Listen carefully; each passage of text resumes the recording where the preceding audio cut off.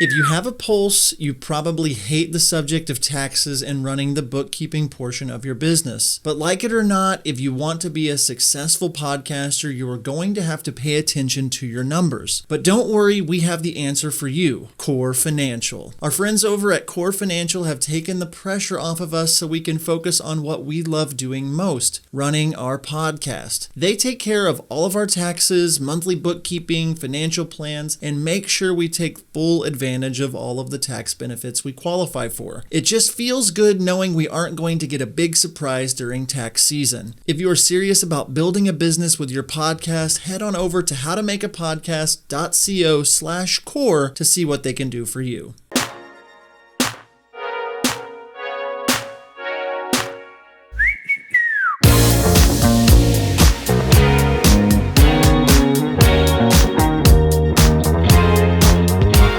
Hello and welcome to How to Make a Podcast. My name is John Bunn and I'm joined by my co-host. Emphasis on co-host. I'm also a co-host, but I'm joined by my co-host, Nick Deep Nuggets Miller. Your beard is looking very shiny and very good today. I oiled it. It looks oily in a good oily way, not like a weird one. But we're here. It's a new week. We've got a new episode. We do. How are you? I am good. You hungry? I am hungry. I'm ready for some lunch. We're gonna go get some lunch after we're done recording. That'd be nice. I like lunch. I like some food. What do you think sounds good today? I don't know. Me neither. Barbecue could work for me. Oh, you like some barbecue? Chipotle or something could work too. I got a place. Okay, Nick's got a place. We're in Wichita. We are in Wichita. We are and recording together. We are batch recording. We're going to do some episodes about batch recording, but that's simply... This is our 5th episode today. We've recorded lots of episodes all at once so we can know the direction we want to go in and have consistent episodes, and it gives us time to work on other things with our podcast. So we're really pumped about it. But today we're going to be talking about something that we get asked a lot, or we hear a lot about in our Facebook group. Nick, we have a Facebook group. We do have a Facebook group. It's very simple to find. Just search How to Make a Podcast. You should see our logo. Join it. It's a great community. But in the Facebook group, we see questions about co-hosts. And we see people talking a lot about how do you get a co-host? How do you, what should you be looking for and things like that. So we're going to spend an episode breaking down, how to work with a co-host and how to pick a co-host for your podcast. So Nick, first thing you want to do is you want to figure out whether or not you want a co-host. Yeah, you do need to figure that out. I think that there are definitely pros and cons, to working with someone else. And so we wanted to just spend a little bit of time kind of breaking down the pros and the cons of having a co-host, because there are benefits, but there also are some not benefits. Downfalls? Some downfalls, some Sure. cons. That's why we're doing pro cons. And John and I are positive people. So we're going to start with the cons and end on the pros. Ding, ding, ding. So, so some of the cons, one, if you are working with someone else, you have to coordinate schedules, especially like in a situation with John and I, where I'm in Wichita, Kansas, he lives in Tulsa, Oklahoma, coordinating those schedules so that we can be online and get together and do it that way. If you're in the same town, you still have to coordinate that stuff together. If you're actually going to get together and do it in person, whose house are you doing it at? Where are you doing it at? What are the situation? What's the schedule like? All of that sort of thing. So coordinating schedules is really, really big. I was actually on my friend Drew's podcast for a while, and the problem that we would always have would be, okay, it's Tuesday, who can record tonight? And it was very kind of up in the air, and we missed a lot of weeks and that kind of stuff because people just didn't do it and didn't structure it. So that's a big con, is coordinating the schedules. Yeah. And with kids and with other things going on, I mean, there's a lot, in 2020 with social distancing and distance learning, our kids were at home, we office from home, and, it's like, I can't do it till 9:00 tonight. And it's like, oh my gosh. And so coordinating, that's a big con. I mean, that's difficult, and you have to work out a schedule. Another thing is it just takes longer to edit your episodes. There's two of you.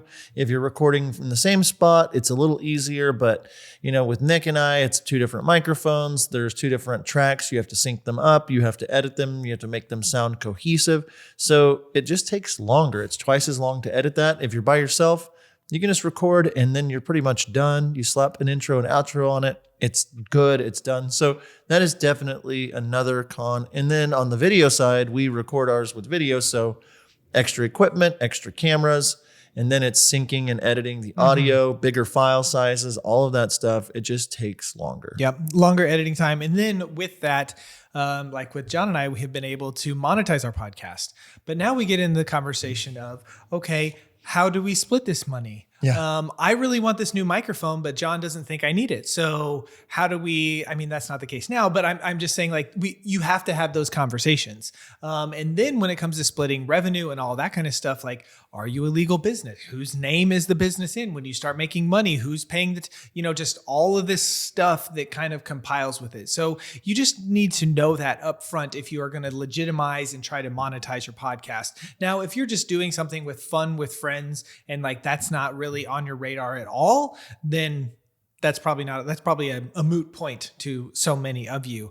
But splitting your revenue whenever you're making money, when you're monetizing it, that is definitely something that needs to be discussed. John, I'm tired of talking about like the cons of things and the negative side of things. So what are some of the pros of having a podcast partner?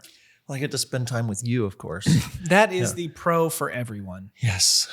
Anytime people get with Nick. No, whenever I was thinking about how to film weddings and getting that started, I knew I wanted to do education and I wanted to teach and I wanted to build something, but I could just never get it going. I could never figure out like the vibe. I didn't have anybody to bounce any ideas off of. And so one of the major pros for me with our podcast is just the collaboration side of things. We can sit, we can discuss, we can talk, we can bounce ideas off each other. We are very open with each other. It's like, yeah, I don't think that's a good idea. That's not a good podcast. No, that's not going to work. And collaborate with each other. And so that collaboration factor has caused us to be able to do more than we would have done on our own. Yeah. So, motivation is another thing. Like whenever John was like, okay, COVID happened, we're going to do how to make a podcast. We're going to do the podcast blueprint. And I was like, I don't know about that. He's like, no, man, we can do it. We can do it. Like there's that motivation factor. Whenever you have someone there, whenever John is really struggling, I am able to encourage him and help him up, or maybe even step up whenever he is unable to, or vice versa. You have that motivation to continue on this podcast journey together. You're going to be less likely to fail if you have a partner, someone that you can work with. Another thing that has worked really well for us, John, is it's going to be your skill sets. John is so good at forward thinking and communication with sponsors and monetizing and business and that kind of stuff. He really, really excels with that. And if it weren't for him, like I probably wouldn't be making any money from this, truthfully. But did you hear it? Did you hear him say it? But I excel in the look and the feel and the finished product and the brand and the look. I already said, look, all of that kind of stuff. And so where John exceeds, he really fills something that I'm not good at, but then there's stuff that he doesn't excel at that I do. And so we were able to work together and we are able to have something that we could not have on our own if it weren't for having a co-host. Yeah. I tried to record content on my own without Nick beforehand. It fell flat. I was self-aware enough to know like, this isn't going to be like super attractive to people. And so I pulled back until I found Nick, and like he says that he wouldn't be making any money, without me. Yes, that is true.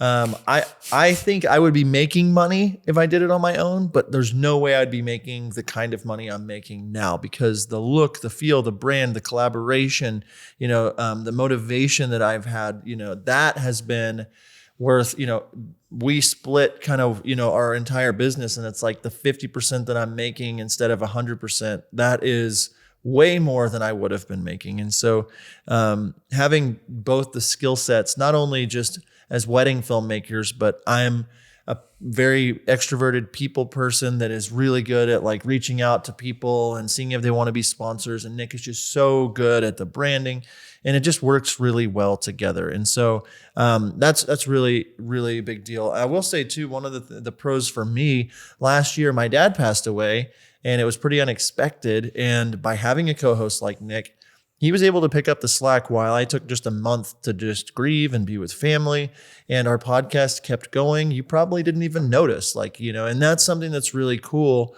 for me. Or, there's been times where Nick's business has been really busy. He's been out of town 2 or 3 weeks in a row, and I'm able to pick up the slack and do a bunch of things like that. And so that is a huge pro for me. Yeah. And then you're going to have more engaging conversation. No, you're not. Okay. I'm not. Yes, you are. We are. I'm just kidding. We're engaging in conversation. Yeah, we are engaging in conversation. It can be kind of boring to just listen to the same person talk over and over again. And, you're probably more prone to ramble on whenever it's just you and that kind of stuff. And you don't have someone to bounce ideas off of, to have the fun, witty banter, which I know that you tune into this podcast because of our fun, witty banter. My banter is better On Tuesdays. That's the day the podcast comes out. Yeah. So my banter. But every other day of the week, I'm better. You just don't. The only day that matters, I show up for you. There you go. That's the only day that matters. So, it's way more engaging. You can have those conversations. I think that the big part is, the collaboration and the motivation, like just having that collaboration, bounce ideas off of someone to help someone. So those are some huge pros. There are pros and cons of anything. You just need to realize that before you get into it. Yeah. John, we're going to go to break here, but whenever we come back, we're going to talk about what you should be thinking about when looking for a podcast host and maybe who you should ask to be your podcast host. And we will get to that right after this break. We can't tell you how frustrating it was for us to upload our podcast when we first got started. The websites were clunky, we had data limits, and it was all so confusing. That is, until we found Zencastr. Zencastr is an online platform built for podcasters to not only upload their podcasts, track their listeners, connect their audience, and so much more. Zencastr plans have no upload or download limits, so your cost won't grow as you do. Embed their player that automatically updates to show the latest episode of your show. Zencastr lets you see your podcast downloads along with your traffic, website, and Google Analytics. Zencastr also supports multiple podcasts under one account. The best part is, if you already have a podcast on another platform, you can switch to Zencastr with a one-click importer, all free of charge. So what are you waiting for? Head over to howtomakeapodcast.co/Zencastr to start saving time and money with your podcast today. So you've got everything you need for your podcast. You've recorded your audio and video. You're so excited, but wait, you don't know how to master the audio or edit the video of your podcast. We know someone who can help. The Podcast Editors. Picture this. You record both audio and video for your podcast. You upload it to your remote editor, and a few days later, your podcast is ready for you to upload and push to the world. What will you do with your extra time? Connect with sponsors? Grow your Facebook group? Start that project or even course you have dreamed of for months? The possibilities are endless. We are blown away by the Podcast Editors and love working with them and using their services. They can edit audio, video, or both for your podcast. Don't get stuck trying to do this on your own. Get in touch with the Podcast Editors today. If you'd like to save 50% off of your first project, head over to howtomakeapodcast.co/thepodcasteditors. And we are back from break. John, we're going to go ahead and jump into our question of the day presented by Core Financial. If you have monetized your podcast and you're starting to make money and you need to know about business and taxes and that sort of thing, definitely check out Core Financial. Do it. Howtomakeapodcast.co/Core. They are great. So our question of the day is this. How should one go about picking their co-host? Easy. Just make a poll on Facebook. Just post it randomly. Oh, the idea I had was like a dartboard and just write Bill, Steve, Jessica, and just throw it. Yes. And then when you hit a name that you like, just put it out there. No, please don't do that. We've seen this so many times, people randomly asking in groups like, hey, I'm just looking for a podcast host. You want to be very, very intentional when it comes to a podcast host. And this could be something where if you have, you want to add a host, you want to grow or you want to start a podcast, whatever it is, you don't just want to take this step lightly. Nick and I spend hours and hours and hours every week with each other. So you want to find somebody that you jive well with, that you have the same values, the same morals. Like you want to make sure that you have that your goals align. You want to make sure that we are heading in the same direction. I was looking for somebody to join with me, kind of educational content, and I had ideas for things. I had been planning, I'd been writing goals out, but I hadn't found anybody. And I found a video Nick posted, and I was like, oh, I like this feel, this vibe. This guy seems cool. Where is he from? Oh, he's from Kansas. That's the state that touches my state. It was just like, oh, he's close, like close enough. And then I had him shoot a wedding with me, and kind of got to know him over some time, sending messages back and forth before we decided, hey, let's start a YouTube channel. And then we did that for a while. It's like, hey, we could do a podcast. And I would recommend that you take it slow, take it easy, and kind of, it's kind of like dating. It's finding somebody that you jive well with. Nick and I have had arguments. We've had to figure out disagreements, but at the same time, our goals align. And so by having the same goals and not just randomly asking, doing homework, getting to know people beforehand. That's kind of my answer to the beginning part about it. Man, that's so good. Not just randomly putting something out there. And I'm sure that there are people that they have randomly thrown out something and it has randomly worked. I'm sure that is the case. But for the most part, most people don't start something like this with just a random person they just met or that they've just messaged with on Facebook. You need that some sort of conversation, some sort of interaction with them outside of a social media platform, something more personal, whether that's text or phone call or something like that. Another thing that you really need to, John touched on a lot of great things. Don't randomly ask someone, do your homework, make sure your goals align, but your chemistry matters too. Like you guys might like each other and want to do this, but whenever you step up to the microphone, it's just boring. And there are times whenever John and I have recorded where I'm boring or he's boring or, John's never been boring. It's just me, something like that. But for the most part, we feel like we have a really good chemistry when it comes to us being on a podcast and us talking together and us relating to each other. So that's huge. But I think the biggest thing that so many people fail to do is commit. Okay. Mm-hmm. Whenever John and I started How to Film Weddings, it started as a YouTube channel before it was a podcast.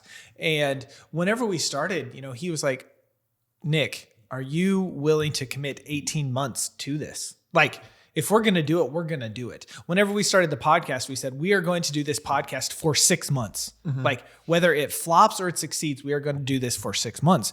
And so many, I think people don't have that conversation. They just jump in, they start doing it. And then a few months in, you have one person that's super passionate about it and another person that's really flaky and really doesn't care. Mm-hmm. Okay. Because they didn't have that conversation. So those are things that we would definitely keep in mind. You are attaching yourself to another person, in a business, and you want to make sure all of these things that they are committed, that you have chemistry. We've been told so many times by so many people. It's like, I just enjoy listening to you guys because you have such good chemistry.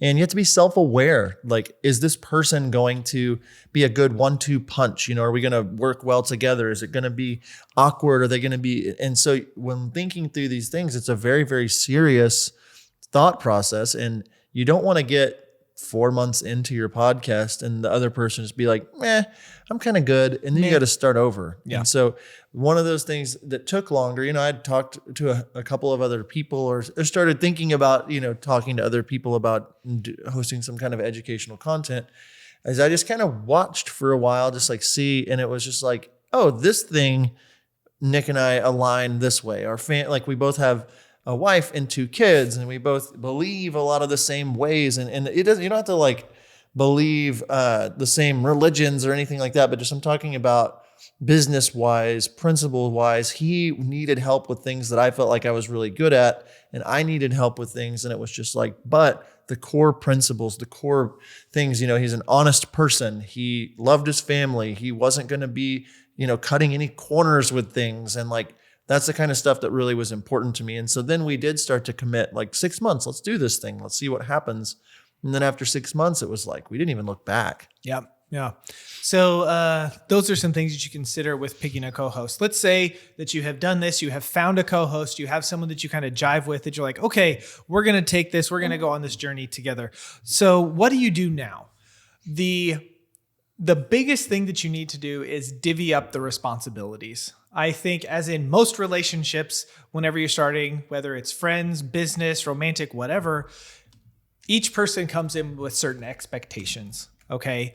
And whenever John and I got together and we started this, I think he had some frustrations with me and I had some frustrations with him because I had expectations of how things should be and he had expectations of how things should be. And we didn't communicate with those. We didn't talk about those. Or there were certain tasks that I started doing or John started doing that kind of bothered us, that the other one wasn't helping, but it just kind of, the roles just kind of fell in that way. And so I assumed that John was going to be the one to talk to all of our guests, which he did for a long time. And he still does most of that stuff when we have them. But, and I think it frustrated him that he felt this pressure that was his job. And we never had that conversation. So you need to talk about your expectations and figure out who is doing what. Have that expectation of, we need to have our episodes recorded at least a week in advance before they go live, so that it's not Wednesday night at midnight and you need to have an episode out at 6 a.m. on Thursday. Okay. You need to talk about those expectations. Yeah, especially, I mean, we were just getting going. We're just figuring out things. And that's why we have How to Make a Podcast, is to save you the time and the effort. And we could have been further ahead. Yeah, I remember there was an episode we had someone on and I don't remember what it was or who it was. And I wouldn't say it anyway, but I could tell Nick wasn't excited that person was going to be on our show. And he was just he was frustrated that it was a person that he didn't know who it was, and just you could tell he wasn't excited about the episode, and told me, I'm not really excited. And my response was just well, I because what you were saying of, I randomly was the guy now that was getting all the guests. It was I had put in a ton of work to get a bunch of guests, and of the 40 guests at that point that I had gotten, the 39 I had gotten passed the sniff test for Nick, and there was never oh wow, thanks so much. But the one that was bugging you told me, and I was I'm kind of upset. Yeah. And we had to have a conversation, and it was just an unmet expectation. And if we could go back, we should have set times once a month to kind of review the last month, the progress we've been making. Are there any frustrations? And one thing that's been really great about Nick and I in our relationship is we're not naive to the fact that there will be disagreements. We're not naive to the fact that one of us will want to spend money on one thing and one on the other thing. But we have made the decision with each other to always come to each other if there's a frustration and be honest with each other. Because we know if one of us is just harboring bitterness at the other one, sooner or later, that's just going to annoy us so badly that we decide not to do this. And whenever my wife and my kids are depending on me for this income, for our livelihood, I'm taking all the precautions I can. So I'm always checking in. Nick, you good? Do you need, do we feel good? Do we feel overwhelmed? Do you, if he's feeling overwhelmed, I'm take that off your plate. Don't do that part. We can push that till later. And so we're a good 1-2 punch of helping each other realize what's important, prioritizing things. And we're just always in discussion about what we're doing next, where it's going. And that is why it's so brilliant and beautiful to have somebody that's a co-host on your team. Yeah. And then the last thing that you really need to talk about and discuss is who has the skills in what areas. Okay. I kind of mentioned, John with the sales and that kind of stuff, and me with the design and that sort of thing. So in our emails that get sent out, John writes 95% of them because that is something that he is good at. That is something that he is strong at. And so anytime I have written an email, I'm always sending it to him. And then he's like, that's good. But then he adds a few things and it just takes it over the top. And so I'm willing to write emails, but we just kind of know that it's almost like a waste of time for me to do it because John is the one that can really make it sound better and be more he knows what I'm trying to say. He can just say it better in an email. But then when it comes to our video creation or our website design, John's he's actually uncomfortable kind of putting it together because he knows that if I do it, it will look better. Is that rude? I don't mean to say, but yeah. But that is something that I am more experienced in it and I have a better eye for. And so it just like, it's kind of like the design stuff is kind of fallen on me and the email stuff is kind of fallen on him. Not that we're not talking talking to each other and conversing with each other and getting opinions and input on that kind of stuff, but those are our strengths and those are the things that we enjoy doing. And so it makes sense for me to do the things that I'm good at and enjoy rather than this thing that I hate, but do it just to take it off his plate even when he succeeds at it. Yeah. And if you both don't enjoy something, that is when outsourcing, or if you don't have the time to do it, like as our podcast grew, it was like, I personally don't like editing video, editing audio. I know how to do it, but I would much rather spend my time creating the content for the podcast or thinking of ways we can take over the world. And so anything at a certain point that I didn't enjoy doing, it was like, Nick, I'm not going to do this anymore. I want to pay to do this. But there was some grind. There was a year and a half or so of doing things, a year of editing or 6 months of editing before we were able to hire any editors or things like that. And so it takes time. Sometimes you're going to have to do things you don't want to do, but like the more you get to know your co-host, the more you know what they're good at, what they want to do. If you keep an open line of communication, having a co-host is a great option. For some of you, you don't want a co-host, but for those of you that really can see the benefit of that, I hope that this episode has been helpful. I'll kind of end with this. In my, looking back, if I would have started my own podcast in October of 2018. Can I say something before you get into it? Yeah. I remember as John kind of approached me whenever we kind of had this education idea, he was very big on like, Nick, you can work for me and I'll pay you. Not say that. I mean, this is kind of what he's alluding to. Kind of, I'll pay you, but he's like, it's my content. Like I own it. It's mine. Like that kind of idea. And I was like, well, I don't know if I like that, like that sort of thing. And then as we just kind of talked more, he realized this next point that he's going to talk to. Well, now I have to talk to that. So I got to defend myself a little bit. I had a lot of ideas for education with weddings. I wanted to do certain things. And I was like, I'm down to create this YouTube content, but if we ever go this direction, this is my idea and I own this. That was the So it wasn't if we go into a podcast. And I was honestly, I didn't know Nick very well at that point. Like I don't blame him. Yeah. I don't blame him for that because, he's just he didn't know me. We didn't have this relationship yet. And he was trying to protect this thing that he had, this idea, this vision that he had. We have gone in a totally different direction, but you came to the point eventually. Yeah. When getting to know you, getting to know your morals, your character, I didn't know you from Adam. I didn't at that point, we had known each other for a month or so. And the more I started realizing Nick's work ethic was incredible. His attention for detail, his ideas, he came up with the name How to Film Weddings and then a design for it. And I'm just like, man, this guy, I am going to lose out on a ton of enjoyment, a ton of money, a ton of impact if I try to do this alone. It was kind of a no-brainer. And so leaving you with the point, you may have heard this before, but 50% of a watermelon is better than 100% of a grape. Mm-hmm. And that's kind of where it has been for us. We have made hundreds of thousands of dollars and we, last in 2020, our podcast nearly made $400,000. And it's like, half of that is more than what I would have made on my own. Mm-hmm. And as it continues to grow and now I'm able to really expand and I have my own YouTube stuff for me and different things that are going on. And by having this together, it's opened way more doors for us to speak and be our own individuals and things like that.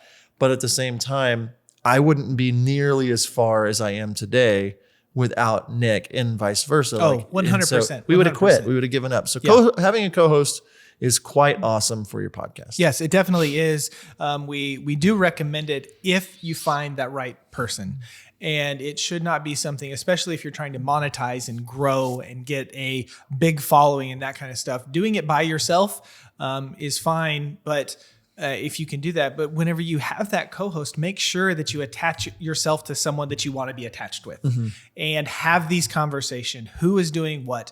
What skills do you have? What do you enjoy doing? Those kind of things, so that whenever you've been doing this for 3 months and you've spent a lot of time together and you're getting frustrated, about me not doing something or John not doing something. Like, you have that baseline of, hey, we had this conversation. How can we move forward and work together? Because even though we've had a few different spats over the last, couple years, which have been very few and far between, but we have had, we are better for it now because we have worked through it and we've talked through those things. And we would say, yes, we are definitely in that 50% watermelon.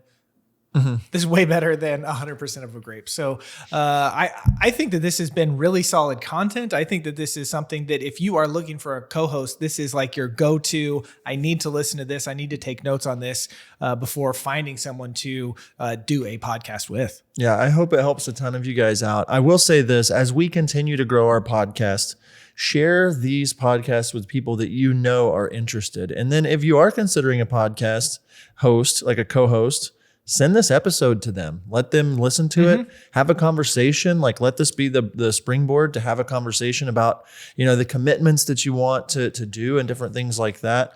I can't leave an episode without telling you to check us out on Instagram at How to Make a Podcast. Send us questions there. That's a great place to connect with us. Also, our Facebook group, you got to check it out. It's healthy. It's thriving. Nick, it's always so good to do podcast episodes with you.